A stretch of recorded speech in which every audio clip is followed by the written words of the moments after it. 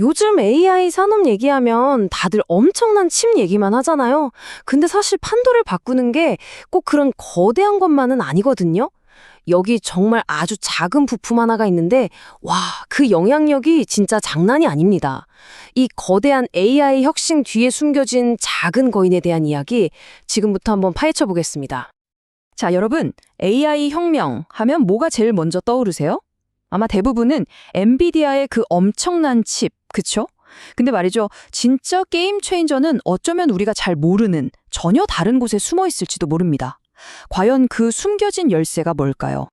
정답은 바로 고대역폭 메모리, 우리가 HBM이라고 부르는 겁니다.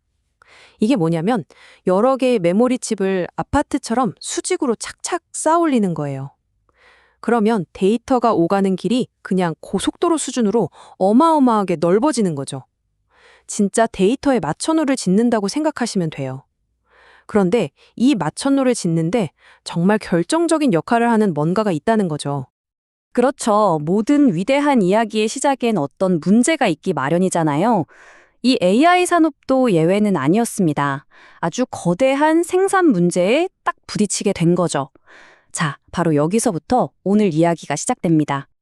이 HBM을 만들려면요, 진짜 상상 이상으로 얇은 칩들을 엄청난 열과 압력으로 그것도 아주 정교하게 붙여야만 합니다.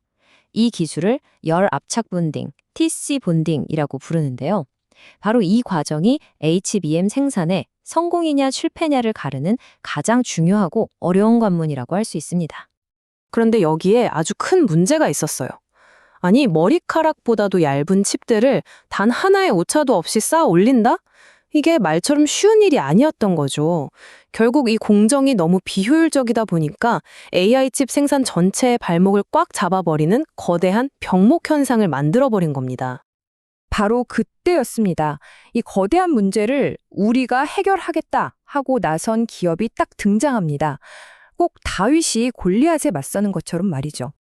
그 주인공이 바로 우리나라 기업 미코입니다. 이 미코라는 회사는요, 아주 오랫동안 일본이 꽉 잡고 있던 이 반도체 부품 시장에서 반드시 기술 독립을 이루고야 말겠다는 아주 뚜렷하고 강한 목표를 가지고 있었어요. 자, 이 차트 한번 보시죠. 와, 미코가 얼마나 반도체 부품에 진심인지 그냥 한눈에 보이지 않으세요? 매출의 97%가 넘게 여기서 나와요.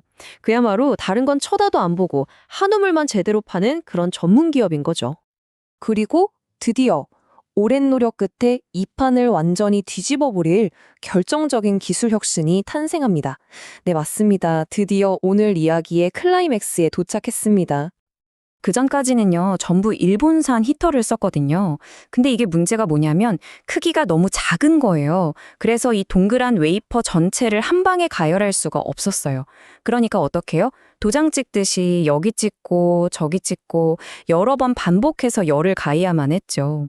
당연히 시간은 시간대로 걸리고 불량이 날 위험도 엄청나게 컸습니다. 자, 근데 이 표를 한번 보세요. 여기서 모든 게 바뀝니다. 미코가 질화 알루미늄, 그러니까 AN이라는 신소재를 이용해서 300mm가 훌쩍 넘는 훨씬 더 큰 히터를 만들어낸 거예요. 그 결과가 뭔지 아세요? 여러 번 나눠서 끙끙대며 찍던 그 공정을 단 한 번, 원샷, 그러니까 단회 스탬핑으로 그냥 끝내버린 겁니다. 바로 이거예요. 공정을 딱 한 번으로 줄여버렸다는 거. 자, 그럼 이걸 사용하는 반도체 회사들 입장에선 어떨까요?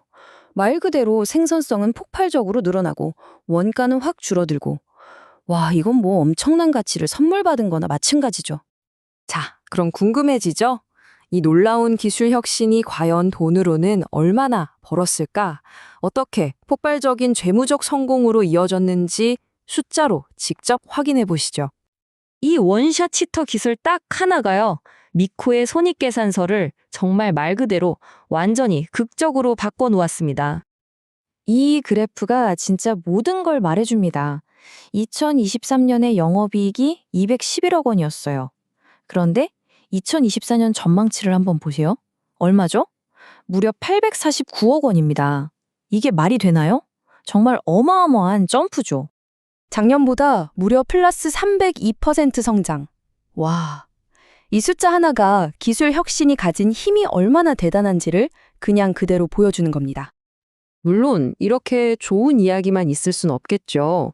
이제는 한 걸음 뒤로 물러나서요. 앞으로의 기회는 뭔지, 또 어떤 숨겨진 리스크가 있는지 좀 균형 있게 짚어보겠습니다. 일단 미코는 여기서 멈출 생각이 전혀 없어 보입니다. 더 발전된 차세대 히터 양산을 준비하고 있고요. 데이터 센터에 들어가는 연료전지 사업이라는 새로운 성장 카드도 만지작거리고 있어요. 그리고 무엇보다 중요한 건 이런 부품은 한 번 쓰기 시작하면 바꾸기가 진짜 어렵거든요. 그래서 주요 고객사들을 꽉 붙잡아두는 이른바 락인 효과도 아주 톡톡히 누릴 수 있을 겁니다. 하지만 당연히 리스크도 있습니다. 우리가 꼭 알아둬야 할 게 과거의 자금 조달 때문에 발행했던 전환사채 같은 것들이 있거든요. 이게 나중에 주식으로 바뀌면서 주식 가치를 떨어뜨릴 수 있는 소위 오버행 이슈가 있고요. 또 지금의 성공이 HBM 시장 하나에 너무 크게 의존하고 있다는 점도 좀 불안하죠.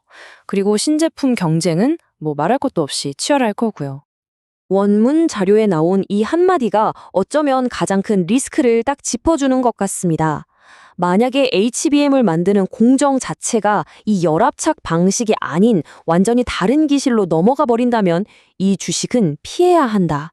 이건 정말 뼈아픈 경고죠. 미코의 핵심 경쟁력 자체가 사라질 수도 있다는 뜻이니까요. 자, 그럼 오늘 우리가 살펴본 이 미코라는 회사의 이야기가 우리에게 던지는 메시지는 뭘까요? 이 작은 부품 하나가 만들어낸 거대한 영향력, 그 의미를 한번 정리해 보겠습니다. 미코는요, 그냥 부품이나 납품하던 회사에서 AI 혁명을 가능하게 만드는 핵심 조력자로 완전히 탈바꿈했습니다. 이건 정말 중요한 걸 보여주는데요. 단 하나의 부품에 대한 집요한 혁신이 이 거대한 산업 공급망 전체를 어떻게 뒤흔들고 재편할 수 있는지를 바로 우리 눈앞에서 증명해낸 겁니다. 이렇게나 치열한 글로벌 기술 전쟁 속에서 다른 누구도 대체할 수 없는 단 하나의 핵심 부품, 이것이 가진 진짜 가치는 과연 얼마라고 생각하시나요? 어디까지 뻗어나갈 수 있을까요? 한 번쯤 생각해 보시면 좋을 것 같습니다.